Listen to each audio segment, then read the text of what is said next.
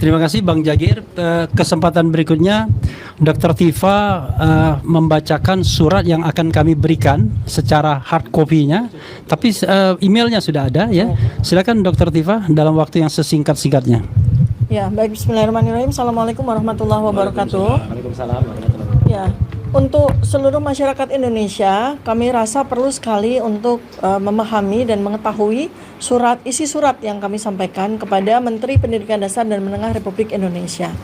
Jadi perihalnya adalah permohonan informasi publik berkaitan dengan diterbitkannya surat keterangan nomor 9149 KP 2019 tertanggal 6 Agustus 2019 yang menyatakan bahwa Gibran Rakabuming Raka telah menyelesaikan pendidikan grade 12 di UTS Insert Sydney dan dinilai memiliki pengetahuan yang setara dengan lulusan sekolah menengah kejurusan SMK peminatan akuntansi dan keuangan di Indonesia.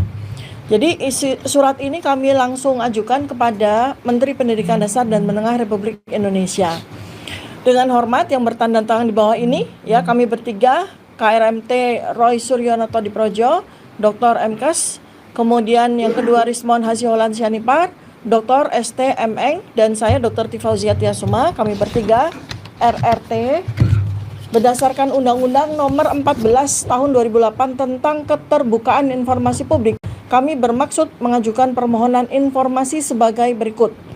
Pertama, kami memohon penjelasan rinci dan tertulis mengenai dasar hukum dan regulasi yang secara eksplisit menjadi landasan penetapan kesetaraan pendidikan yang bersangkutan, termasuk namun tidak terbatas pada peraturan perundang-undangan, peraturan menteri, keputusan pejabat berwenang, serta pedoman teknis internal yang mengatur penyetaraan pendidikan menengah lintas negara pada saat surat keterangan tersebut diterbitkan. Untuk diketahui bahwa berdasarkan surat, Gibran Rakabuming Raka menyelesaikan SMA-nya atau setara itu di Sydney di UTS Insert. Penjelasan tersebut kami mohon mencakup ketentuan normatif yang mengatur A. Kewenangan unit kerja atau pejabat yang menetapkan kesetaraan, B. Ruang lingkup dan batasan penyetaraan antara pendidikan menengah umum, pendidikan menengah kejuruan, dan pendidikan pathway pra-universitas luar negeri, serta parameter hukum yang membolehkan penyetaraan pendidikan luar negeri yang bersifat akademik umum atau pra-universitas menjadi setara dengan jalur pendidikan menengah kejuruan tertentu. Dalam hal ini adalah SMK Peminatan Akuntansi dan Keuangan. Selain itu, kami memohon kejelasan apakah pada saat penetapan kesetaraan tersebut berlaku regulasi atau pedoman yang secara khusus mengatur konversi lintas jalur pendidikan, General Vocational Equivalency, serta bagaimana ketentuan tersebut diterapkan secara konkret dalam kasus ini, termasuk apabila terdapat diskresi administratif yang digunakan dan dasar hukum diskresi tersebut. B. Kami memohon penjelasan rinci mengenai metode analisis silabus dan kurikulum yang digunakan dalam proses penyetaraan pendidikan tersebut, termasuk apakah kementerian melakukan pemetaan kurikulum secara sistematis atau kurikulum mapping antara pendidikan menengah umum di Singapura, Secondary 3 dan Secondary 4, program yang diikuti di UTS Insert, English Program, Foundation Studies, dan atau Diploma of Business, dengan kurikulum SMK Peminatan Akuntansi dan Keuangan di Indonesia. Penjelasan ini kami mohon mencakup secara spesifik pemetaan mata pelajaran atau modul yang diperbandingkan, kesesuaian dan kesetaraan beban belajar, perbedaan dan persamaan struktur kurikulum, serta metode konversi yang digunakan apabila terjadi ketidaksamaan jenis mata pelajaran atau orientasi kurikulum. Kami juga memohon penjelasan komprehensif mengenai evaluasi capaian pembelajaran, karena ini yang kemudian menjadi standar kompetensi lulusan SMK Akuntansi dan Keuangan. Penjelasan ini ya mencakup apakah memang transkripnya ada, asesmen berbasis kompetensi yang ada, atau bentuk evaluasi lain, serta bagaimana kementerian memastikan bahwa capaian pembelajaran yang bersifat akademik yang dilakukan di kedua institusi luar negeri tersebut dapat dianggap setara secara substantif.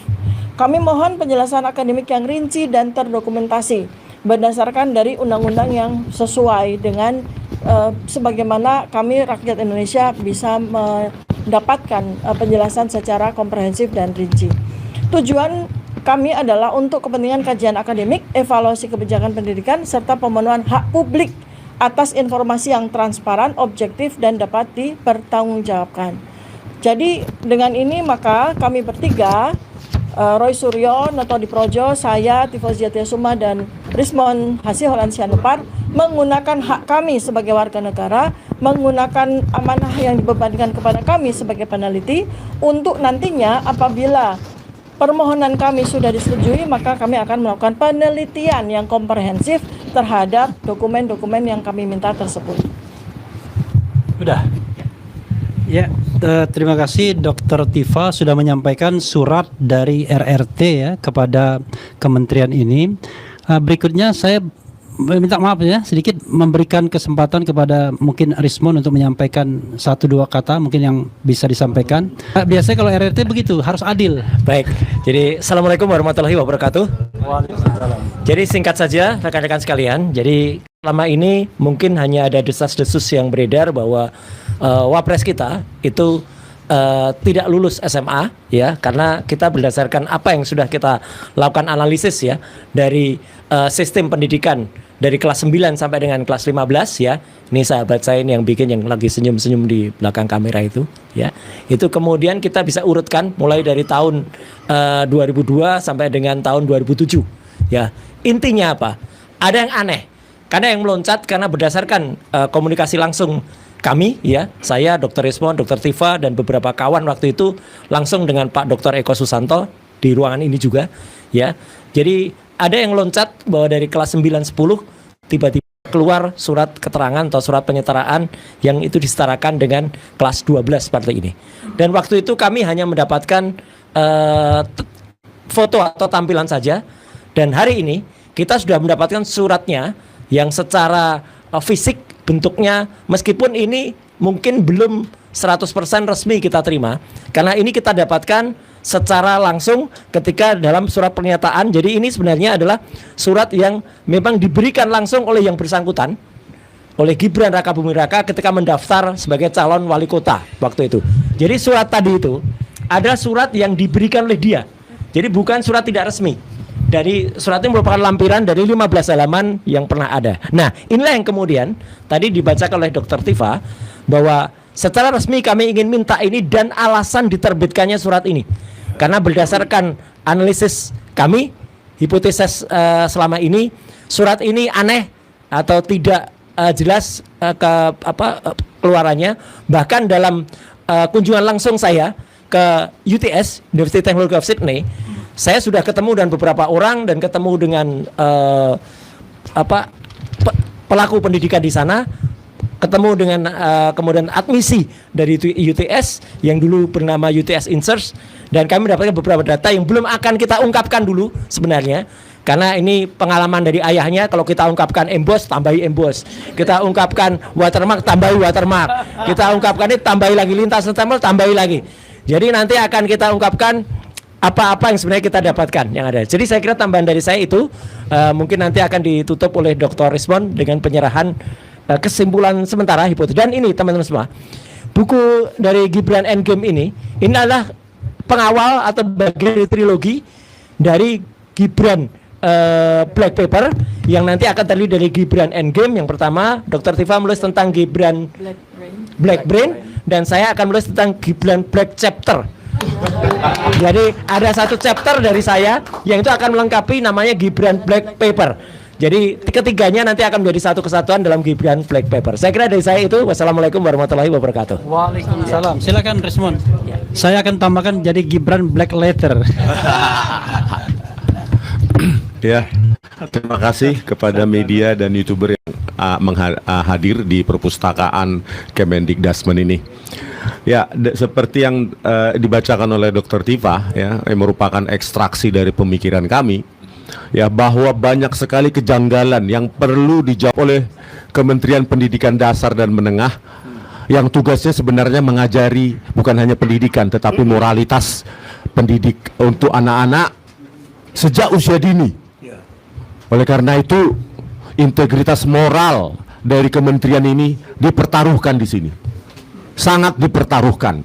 Oleh karena itu, ya, seperti yang saya ungkapkan sering di banyak media, harus ada pemetaan kurikulum, ada anatomi kurikulum, silabus, capaian pembelajaran mengenai bobot-bobotnya, spesifik satuan pembelajaran, seperti kok bisa ya Gibran menerima surat keterangan penyetaraan SMK Akuntansi dan Keuangan yang merupakan sekolah kejuruan atau vokasional yang spesifik untuk mempersiapkan peserta ajar untuk masuk ke dunia kerja. Itu diekivalensikan dengan pendidikan secondary 3 dan secondary 4 atau kelas 9 dan kelas 10 atau kelas 1 SMA plus diploma 1-2 tahun di UTS InSearch yang merupakan program pra universitas atau program universitas tingkat awal. Bayangkan, sebegitu banyak profesor di Indonesia ini, sebegitu banyak doktor, profesor di Kemendikdasmen ini, tetapi ekivalensi kelas 1 SMA plus diploma ekivalen dengan SMK Peminatan Akuntansi dan Keuangan. Padahal dalam syarat penyetaran ijazah yang secara online itu ada 10 dokumen. Kami tanyakan langsung, konfirmasi langsung kepada Dr. Eko Susanto sebagai sekretaris di Jendikdasmen. Setidaknya ada 2 dokumen yang tidak dimiliki oleh Gibran. 1, raport 3 tahun. Tidak ada. Yang kedua, ijazah yang mau disetarakan itu tidak ada. Ijazah SMA dari luar negeri atau yang dikenal di luar negeri High School Living Certificate. Itu nggak ada. Kok bisa secara online itu bisa tembus dan menjadi surat keterangan penyetaran itu? Itu yang harus kita tanyakan. Dan terakhir, kami telah berjumpa dengan seseorang yang menempuh di pendidikan di Singapura, secondary school, dan kami lihat dan kami memiliki scan-nya, sertifikat GCE O level dari Singapura. Dan ia mengatakan, jangankan mendaftar Wapres, mendaftarkan ke universitas saja dia nggak bisa. Sertifikat GCE O level yang dia miliki tidak bisa dipakai untuk mendaftarkan universitas di Indonesia. Kok bisa lolos di KPU? Kok bisa lolos menjadi SMK? Ketika saya tanyakan, dan saat itu terakhir saya ketemu dengan Dr. Eko Susanto, pertanyaan terakhir saya, apakah kasus serupa itu pernah ada di Kemendikdasmen ini? Maksudnya serupa artinya secondary 4 atau kelas 1 SMA plus diploma itu ekivalen dengan SMK. Tidak ada. Kalau memang ada, ayo kita tunjukkan nanti, besok, kalau ada. Oleh karena itu desakan kami, ya, kejujuran dari Kemendikdasmen, ya, karena ini kementerian mengajar moralitas sejak usia dini, ya kalian dulu juga bermoral. Jangan mengajarin anak-anak bermoral kalau kalian tidak bermoral. Artinya, ya kalau memang ada yang salah, ada maladministrasi ketika dikeluarkannya surat keterangan untuk Gibran pada tanggal 6 Agustus 2019, ya cabut. Itu saja, cabut. Institusi juga pernah salah, bisa salah, tapi harus berani mengoreksinya. Begitu, terima kasih. Oke, ya. Ini respon nggak marah ya, nggak marah. Itu memang logatnya. Dokter Tifa katanya mau nambahkan sedikit. Silakan. Ya. Nggak marah. Ya, jadi saya mau menyambung tentang buku yang saat ini akan disampaikan ya. Ini adalah buku karya Bang Rismon Hasiwalansian Ipar yang merupakan bagian dari buku besar yang kami sudah sampaikan ya, buku trilogi yang kami berikan judul Gibran's Black Paper. Jadi ini adalah chapter yang kedua. Chapter yang pertama namanya Gibran Black Chapter. Nanti ditulis oleh Bang Roy Suryo. Dan chapter yang ketiga saya namanya Gibran's Black Brain. Kenapa saya sebut sebagai Gibran's Black Brain? Karena nanti pada buku tersebut ya, sebentar lagi nanti akan kami launching. Itu saya melakukan analisis neuroscience behavior, kemudian neuropolitika, ya, kemudian psikologi forensik, ya, terhadap beberapa tulisan-tulisan yang dimuat di Kaskus, ya, di akun Fufu Fafa yang sudah lama Mas Roy Suryo melakukan penelitian, dan ada bukti-bukti ya bahwa ya yang ditulis oleh Mas Roy di chapternya beliau, ada bukti bahwa Fufu Fafa ini akunnya 99,9% dimiliki oleh Gibran Raka Buming Raka. Saya memberikan satu contoh yang saya analisis ya, dan ini adalah cuitan dari Fufu Fafa yang belum pernah terpublikasi ya, belum pernah terpublikasi. Fufu Fafa menulis ya pada tanggal 23 Juni 2014 pukul 01.57. Artinya yang penulis ini ini kan PM ya, 01.57. Ini artinya tengah malam lewat masih menulis, masih mencuit ya. Ini ada problem insomnia di sini berarti ya. Tulisannya adalah, akhirnya para kader PDIP sadarlah kalian. Prabowo pemimpin yang tegas, pemimpin yang berwibawa, pemimpin yang negarawan, pintar berbahasa Inggris. Cinta sejati Prabowo hanya untuk Mbak Titi dan kuda-kuda koleksinya. Bocor. Kalau bocor, besok langsung dicor. Sang macan Asia siap mengaum. Aum. Prabowo adalah kita. Prabowo pemimpin yang merakyat.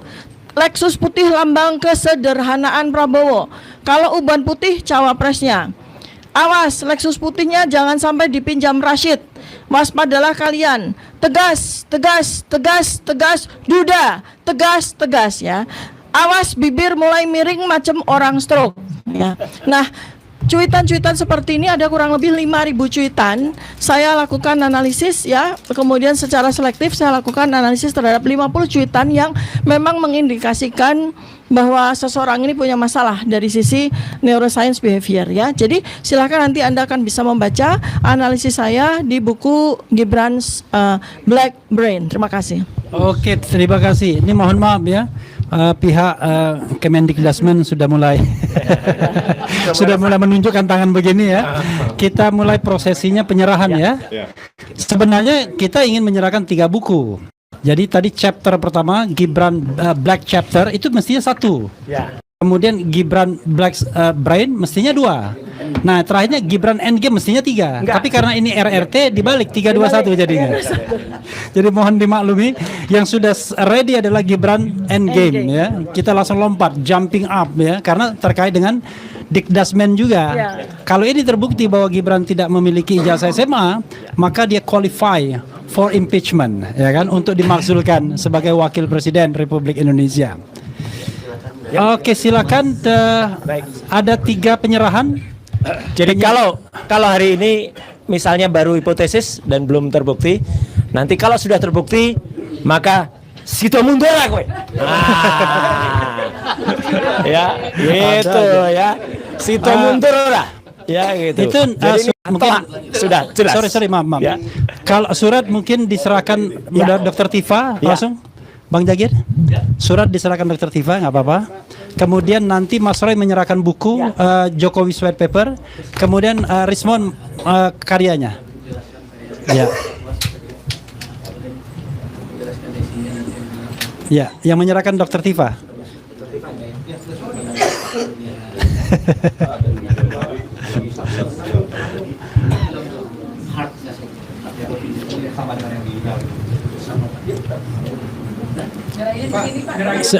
Nyerahin di tengah ini. Mohon maaf. Ini Dr. Tifa menyerahkan ini. Nah, itu, menyerahkan dulu itu ya. Surat dulu. Ya. Oh, maaf. Saya harus memperkenalkan beliau. Beliau adalah Anandes Langguana, MIKOM, Kepala Bagian Informasi dan Fasilitasi Layanan Terpadu Biro Komunikasi dan Humas Kemendikdasmen ya.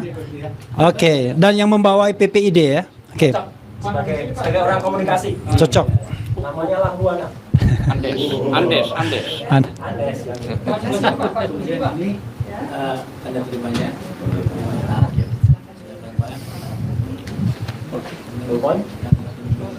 Ya, yang kedua Jokowi white paper dulu ya karena baru duluan terbit. Oke, oh tahu tanda terima ya.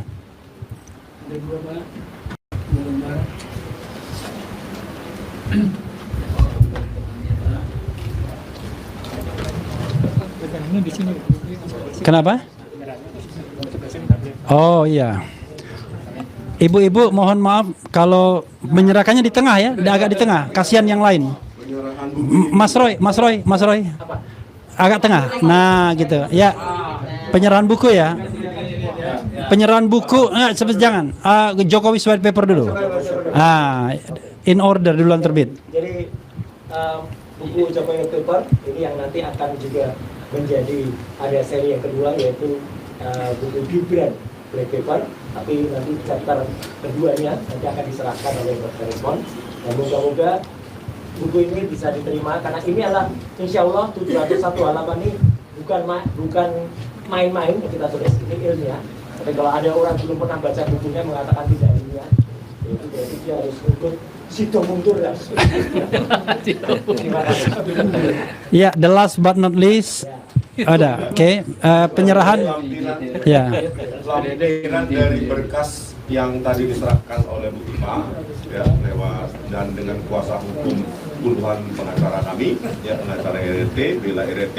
Nah sebagai lampirannya kita serahkan kepada pejabat perwakilan pejabat PPID di Kemendikdasmen. Judulnya Gibran Endgame Wapres tak lulus SMA. Ya. Semoga ini dikaji dengan kejujuran. Karena apa?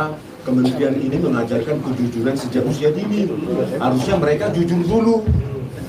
Ya. Kalau memang ada yang salah di sini, bantahlah dengan buku. Ini kementerian, banyak profesor doktor di sini. Bantah dengan buku. Jangan seperti seberang sana mengatakan buku Jokowi White Paper tidak ilmiah, terus cengengesan dia. Bantahannya cuma itu. Karena di sini banyak profesor doktor di kementerian ini. Silakan bantah. Kalau bisa kita seminarkan secara terbuka. Tapi sebelum itu kita akan jumpa besok di sidang Komisi Informasi Pusat KIP. Termohon dari pihak Kemendikdasmen. Silakan Pak. Ya, itu nggak marah ya, itu biasa ya. Oh, nggak marah itu simpel saya. Mungkin ada yang mau disampaikan. Terima kasih. Ini Pak. Ya, terima kasih kami dari Humas tentunya sudah menerima kunjungan dari Bapak Resmond, Pak Rosuryo dan juga surat sudah dikirim melalui email sebelumnya sudah kami terima juga. Nanti kami akan proses sesuai ketentuan dan perundang-undangan yang berlaku. Terima kasih sekali lagi. Terima kasih. Tapi Pak ya jawabannya jangan simpel. Soalnya pertanyaannya kompleks. Jadi jangan pertanyaannya kompleks, nanti jawabannya simpel. Tidak dalam penguasaan kami, tidak dalam penguasaan kami. Jangan begitu. Ya, oke. Cukup. Cukup ya. Ya, terima kasih banyak kepada Kementerian Pendidikan Dasar dan Menengah. Terima kasih banyak kepada Menteri dan Wakil Menteri yang memfasilitasi pertemuan ini. Pak Andes juga terima kasih ya. Langsung diperintahkan oleh Wakil Menteri untuk menghadapi kami. Tapi sempat ketar-ketir juga karena terlalu banyak waktu yang kita sita. Ya itu teman-teman semua ya. Makasih ya. Kalau mau dilanjutkan jangan di ruangan ini. Ruangan ini sudah selesai ya. Wassalamualaikum warahmatullahi wabarakatuh.